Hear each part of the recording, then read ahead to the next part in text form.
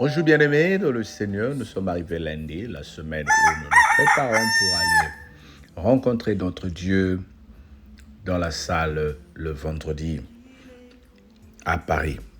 Et nous voulons continuer la parole de Dieu en lisant 1 Corinthiens chapitre 12, le verset 16 à 30. J'espère que tu as passé un bon week-end. Que le Seigneur continue à te bénir. Donc nous lisons 1 Corinthiens chapitre 12, verset 16 à 30. Nous lisons au nom du Seigneur. Et si l'oreille disait, parce que je ne suis pas un œil, je ne suis pas du corps, ne serait-elle pas du corps pour cela? Si tout le corps était œil, où serait lui? S'il était tous, oui, où serait l'odorat? Maintenant, Dieu a placé chacun de ses membres dans le corps comme il a voulu. Si tous étaient un seul membre, où serait le corps? Maintenant donc, il y a plusieurs membres et un seul corps. L'œil ne peut pas dire à la main, je n'ai pas besoin de toi, ni la tête dire aux pieds, je n'ai pas besoin de vous. Mais bien plutôt, les membres du corps qui paraissent être les plus faibles sont nécessaires. Et ceux que nous estimons être dans les moins honorables du corps, nous les entourons d'un plus grand honneur. Ainsi, nos membres, les moins honnêtes, reçoivent le plus d'honneur, tandis que ceux qui sont honnêtes n'en ont pas besoin.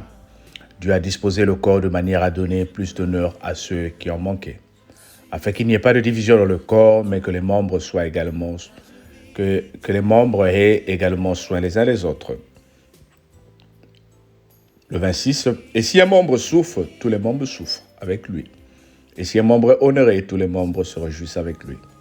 Vous êtes le corps de Christ et vous êtes ses membres, chacun pour sa part. Et Dieu a établi dans l'Église, premièrement les apôtres, secondement les prophètes, troisièmement les docteurs, ensuite ceux qui ont le don des miracles, puis ceux qui ont le don de guérir, de secourir, de gouverner, de parler diverses langues. Tous sont-ils apôtres? Tous sont-ils prophètes? Tous sont-ils docteurs? Tous-ils ont des dons des miracles? Tous ont-ils le don des guérisons? Tous parlent-ils des langues? Tous interprètent-ils? Aspirez aux dons les meilleurs. Et je vais encore vous montrer une voie par excellence. Amen. Quelle très belle parole.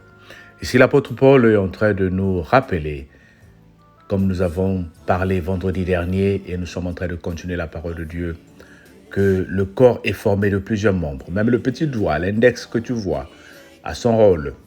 Même les cheveux de la tête, ils ont leur rôle. Même les sourcils ont leur rôle. Chaque membre du corps créé par Dieu a un rôle. Et aucun membre ne peut dire « moi je suis le moindre, je ne mérite aucun respect ». Même les parties les plus intimes que nous pouvons sous-estimer ont leur rôle. Chacun a son rôle. Au bien-aimé, il suffit d'être constipé pour voir ce que ça va te faire. Ne pas aller 2, 3, une semaine aux toilettes, tu vas voir comment ça va te faire mal. Alors nous prenons les membres du corps tous à un même niveau. Ils ont tous de la valeur.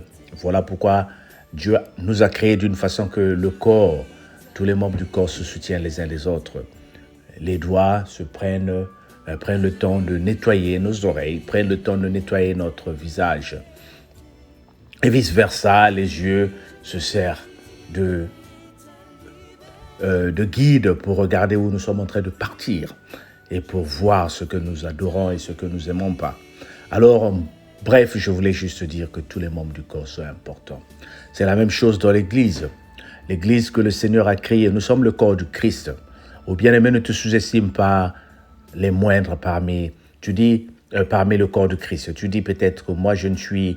même quand je suis connecté dans la cellule, personne ne me calcule. Si, Dieu te calcule.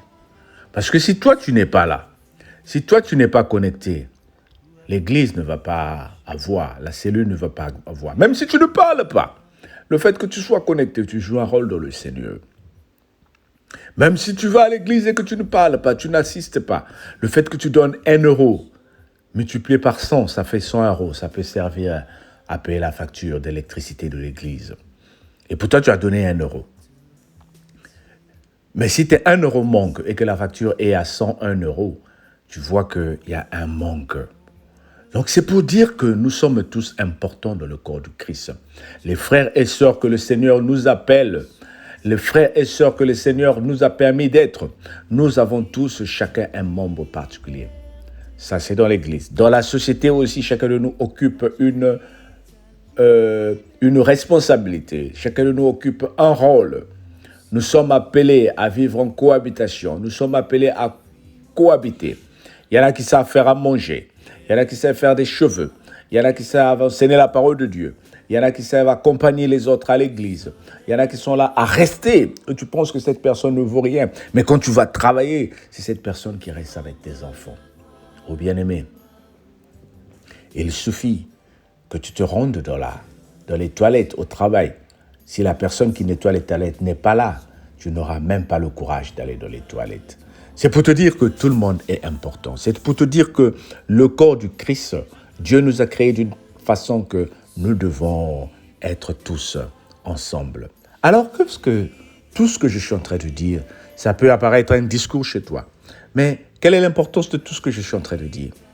Tout ce que je suis en train de te dire veut juste signifier que nous sommes appelés, à continuer à jouer le rôle que le Seigneur nous a donné. Nous sommes des talents, nous sommes des dons que le Seigneur a disposés pour son œuvre. Aujourd'hui, l'œuvre de Dieu ne peut pas évoluer si toi tu décides de ne plus donner la collecte. Aujourd'hui, l'œuvre de Dieu ne peut pas évoluer si toi tu décides de ne plus venir à la prière. Dieu a besoin de toi, bien-aimé, pour son message. Regarde, il y a peut-être des gens qui comptent sur toi quand tu partages les vidéos de Papa là. Il y a peut-être des gens qui comptent sur toi quand tu partages les vidéos de la cellule. Oh bien-aimé, il y a des âmes qui sont perdues dans le monde. Il y a des âmes qui sont perdues dans le monde. Nous nous disons tous, mais cette personne n'a pas beaucoup de views. On s'en fout des views. Aujourd'hui, nous regardons sur les réseaux sociaux une personne qui prêche, une personne qui fait le direct. Cette personne a 2500 views. Demande-toi, sur les 2500 views, combien de personnes se sont repenties? Mais aujourd'hui, moi, je peux prêcher la parole de Dieu. Il y a 30 personnes qui écoutent et les 30 personnes se sont repenties. C'est ça que le Seigneur compte. Oh bien-aimé, ne t'occupe pas du nombre, ne t'occupe pas de la quantité, mais regarde la qualité que le Seigneur est en train de mettre en toi. Cette qualité-là que le Seigneur a mise en toi, elle est importante, bien-aimé. Elle est importante, bien-aimé. Le Seigneur t'a appelé à son œuvre. Le Seigneur t'a appelé à participer. Le Seigneur t'a appelé à faire montrer sa gloire dans le monde. Aujourd'hui, les chrétiens, nous sommes devenus les moindres. Nous apparaissons être les moindres. C'est parce que nous sommes très passifs. Le chrétien est très passif. Voilà pourquoi le monde aujourd'hui est en train de dominer. Voilà pourquoi aujourd'hui le monde est en train de prendre l'ampleur. Sors de ta passivité, bien-aimé. Si le chrétien aujourd'hui est en train d'être passif, la parole de Dieu est en train de reculer. Regarde le monde. Tous les jours, il y a des choses qui se créent. WhatsApp, Messenger, Facebook, YouTube. Et nous, les chrétiens, nous sommes en train de profiter de toutes ces situations-là pour être des profiteurs situanistes. Mais regarde sur YouTube, regarde sur WhatsApp, combien de personnes sont populaires, combien ce que font les choses du monde sont populaires. Et nous, les chrétiens, nous sommes minoritaires. Ce n'est pas grave. Ce n'est pas grave. Parce que si Dieu voulait dominer le monde, il le ferait. Si Dieu voulait occuper toute la partie du monde, il le ferait. Mais cette minorité que tu penses être minorité, Dieu te demande à avoir un impact. Oh bien-aimé, je vais te poser la question de savoir. Tu es en train d'attendre la grâce de l'Éternel. Tu es en train d'attendre la visitation de l'Éternel. Le Seigneur te demande ce matin. Examine 2021. Quel est l'impact? Quelle est la présence? Quel est l'impact que toi tu as pu avoir dans le monde en 2021? Sois honnête avec toi-même. Qu'est-ce que tu as fait? Combien d'âmes as-tu amené au Seigneur? Combien de personnes as-tu encouragé à prêcher? Combien de personnes as-tu encouragé à prier? Combien de personnes de ta famille as-tu donné la parole de Dieu? Mais pourtant, tu attends. Tu as la liste, comme on dit en anglais, the wish list. Tu as la liste des choses que tu veux que se réalisent. Tu dis, mais Seigneur, tes promesses dans ma vie. Seigneur, tes promesses. Tu avais dit, je suis à Habakkuk, je suis à mon poste, j'attends. Mais le Seigneur aussi te dit, ma fille, Nathalie, ma fille, Pélagie, ma fille, je t'attends. Qu'est-ce que tu as fait pour moi cette année? Quel est le rôle que tu as joué pour moi cette année? Pour que je te paye. Oui, Dieu est merveilleux. Il fait grâce à qui il veut. Même peut-être ceux qui ont travaillé toute l'année n'ont pas vu la grâce de l'Éternel. Mais je te dis que le Seigneur a besoin de toi. Continue à servir Dieu. Continue à faire l'œuvre de l'Éternel.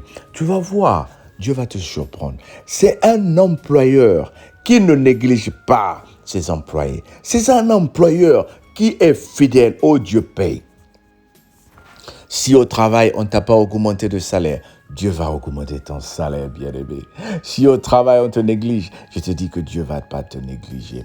Alors, lève-toi et sois fort, sois forte pour l'œuvre de Dieu. Alors, en conclusion, je voulais juste te dire, ne te sous-estime pas. Tu as de la valeur dans l'œuvre de Dieu. Quel que soit le rôle que tu occupes dans la cellule, quel que soit le rôle que tu occupes dans ton église ou dans ton groupe, fais-le avec zèle, fais-le avec amour, parce que le petit rôle que tu penses être le petit rôle, c'est ça que le Seigneur veut. Ah mais moi je lis seulement la parole de Dieu. Lis avec amour. Ah mais moi je suis seulement connecté, je me présente seulement et puis c'est tout. Présente-toi avec amour et avec zèle. Oh bien-aimé, fais ce que le Seigneur te demande. Tu seras surpris. Tu seras surpris au nom de Jésus. Sois béni. Amen. Alors, je te dis bon lundi à toi. Merci d'avoir patienté pour écouter la parole. Merci de partager la parole. Merci d'encourager tes amis à s'abonner à notre chaîne YouTube. C'est l'heure de prier à la gloire de Dieu. Dieu a besoin de toi. Lève juste ta main, je vais prier pour toi, pour que le Seigneur te donne cette force, cet amour de partager sa parole, cet amour de travailler pour lui, cet amour d'œuvrer pour son œuvre. Seigneur, je te prie pour cette personne et je te demande de nous vivifier, de nous donner la grâce de te servir avec zèle. Surprends-nous au nom de Jésus, notre Seigneur et Sauveur. Amen. Sois béni et on se dit à demain. Bye bye. Jésus, je vis ta liberté.